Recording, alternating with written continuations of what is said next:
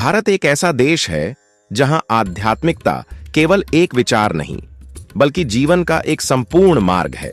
साधु संतों की परंपरा यहां अनादिकाल से चली आ रही है, लेकिन इनमें से सबसे रहस्यमयी और कठोर साधना नागा साधुओं की मानी जाती है। नागा साधु केवल साधारण साधु नहीं होते, बल्कि वे एक ऐसा जीवन जीते हैं जो संसार की हर सुख सुविधा और भौतिकता से पूरी तरह अलग होता है। उनका एकमात्र उद्देश्य होता है अहंकार, इच्छाओं और सांसारिक बंधनों को पूरी तरह से त्याग कर मोक्ष की ओर बढ़ना। महाकुंभ में नागा साधुओं से मुलाकात एक अद्भुत अनुभव। जब मुझे महाकुंभ में जाने का अवसर मिला तो वहां नागा साधुओं से मुलाकात करने का सौभाग्य प्राप्त हुआ। एक साधु ने अपनी जीवन यात्रा के बारे में बताया और मैं स्तब्ध रह गया। यह कोई साधारण सन्यास नहीं, बल्कि एक जन्म में अपनी पहचान को खोकर नया जन्म लेने की यात्रा थी। नागा साधु बनने के लिए व्यक्ति को शारीरिक, मानसिक और आध्यात्मिक रूप से पूरी तरह से परिवर्तित होना पड़ता है। यह साधना इतनी कठिन है कि बहुत कम लोग इसे पूरी कर पाते हैं। नागा साधु बनने की प्रक्रिया 7 कठिन चरणों से गुजरना पड़ता है। वेइंग, पहली परीक्षा, अखाड़े में प्रवेश और कठिन प्रशिक्षण। अगर कोई व्यक्ति नागा साधु बनना चाहता है तो सबसे पहले उसे किसी अखाड़े जैसे जूना अखाड़ा, निरंजनी अखाड़ा, महानिर्वाणी अखाड़ा आदि में आवेदन करना पड़ता है। लेकिन यह प्रक्रिया आसान नहीं होती। अखाड़े के महंत और वरिष्ठ साधु उसकी पृष्ठभूमि की जांच करते हैं। यह देखा जाता है कि वह किसी समस्या से भागकर तो नहीं आया, क्या उसके ऊपर कोई अपराध का आरोप तो नहीं है, क्या वह सच में आध्यात्मिक जीवन जीने के लिए तैयार है। अगर चयन हो जाता है तो उसे गुरु की सेवा करनी पड़ती है, जो 3 साल से लेकर 12 वर्षों तक भी चल सकती है। इस दौरान उसे ब्रह्मचर्य का पालन करना होता है, यानी किसी भी तरह की शारीरिक वासनाओं से दूर रहना। भिक्षा मांगकर भोजन करना पड़ता है। भोजन का कोई निश्चित स्रोत नहीं होता। धर्म ग्रंथों का अध्ययन करना पड़ता है, वेद, उपनिषद, गीता, शिव पुराण आदि। 2. मरने की रस्म, सांसारिक पहचान का अंत। यह नागा बनने की सबसे रहस्यमयी प्रक्रिया होती है। इस दौरान साधु को अपने ही पिंडदान करने की प्रक्रिया से गुजरना पड़ता है। हिंदू परंपरा में जब कोई व्यक्ति मर जाता है तो उसके लिए 16 पिंडदान किए जाते हैं, लेकिन नागा साधु बनने के लिए साधक अपने लिए 17वां पिंडदान भी करता है। यह प्रतीकात्मक रूप से दर्शाता है कि वह अब मर चुका है और उसका पुराना जीवन समाप्त हो गया है।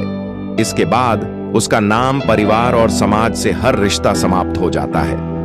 108 डुबकियां और लिंग भंग की कठिन प्रक्रिया। इस चरण में साधु को गंगा में 108 बार डुबकी लगानी पड़ती है। यह शरीर और आत्मा को शुद्ध करने का प्रतीक होता है। इसके बाद आता है तंग तोड़ संस्कार, जिसे लिंग भंग की प्रक्रिया भी कहा जाता है। इसमें साधु के जननांग की एक नस को खींचकर तोड़ दिया जाता है। यह प्रक्रिया बेहद दर्दनाक होती है और इसे वैदिक मंत्रों के उच्चारण के साथ किया जाता है। इसका मुख्य उद्देश्य साधु की सभी वासनाओं को समाप्त करना होता है, ताकि वह पूरी तरह से ब्रह्मचारी बन सके। चोर, भस्म और नग्नता, शरीर से मोह समाप्त करना। नागा साधु नग्न रहते हैं, इसलिए उन्हें दिगंबर, जिसका वस्त्र आकाश है, कहा जाता है। वे अपने शरीर पर भस्म, राख लगाते हैं, जो पीपल, गोबर और अन्य पवित्र वनस्पतियों को जलाकर बनाई जाती है। यह भस्म उन्हें ठंड से बचाती है और यह प्रतीक है कि अब उनका शरीर केवल पंचतत्वों का मिश्रण है, जिसमें कोई व्यक्तिगत पहचान नहीं है। 5. भिक्षा पर जीवन, केवल दूसरों के दिए हुए अन्न पर जीवित रहना। नागा साधु कभी स्वयं भोजन नहीं बनाते, वे केवल भिक्षा मांगकर खाते हैं। अगर भोजन न मिले तो उन्हें 24 घंटे तक भूखे रहना पड़ता है। वे किसी घर में नहीं रहते, न ही किसी बिस्तर का उपयोग करते हैं। उनके लिए जमीन ही उनका बिस्तर और आकाश ही उनकी छत होती है। 6. 12 साल की कठिन तपस्या, हिमालय या जंगल में एकांतवास। जब साधु अपनी प्रारंभिक दीक्षा पूरी कर लेता है तो उसे 12 साल तक एकांत में तपस्या करनी होती है। इस दौरान वह केवल AUM नमः शिवाय का जाप करता है, किसी भी सांसारिक गतिविधि में भाग नहीं लेता। कठोर सर्दी में भी बिना किसी ऊनी वस्त्र के रहना पड़ता है। 7. अंतिम परीक्षा, नागा साधु बनने की परम दीक्षा।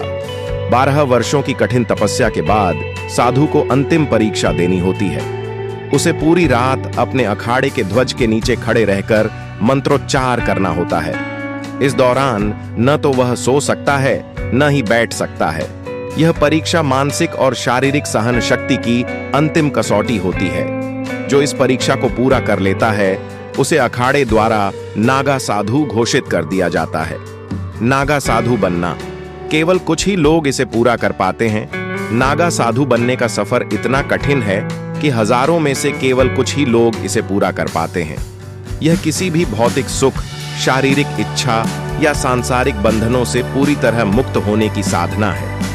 क्या हर कोई नागा साधु बन सकता है? नहीं। यह केवल उन्हीं के लिए है जो अपने अहंकार और इच्छाओं को पूरी तरह से समाप्त कर सकते हैं, शरीर की सीमाओं को पार कर सकते हैं, 12 साल की कठिन तपस्या करने के लिए तैयार है।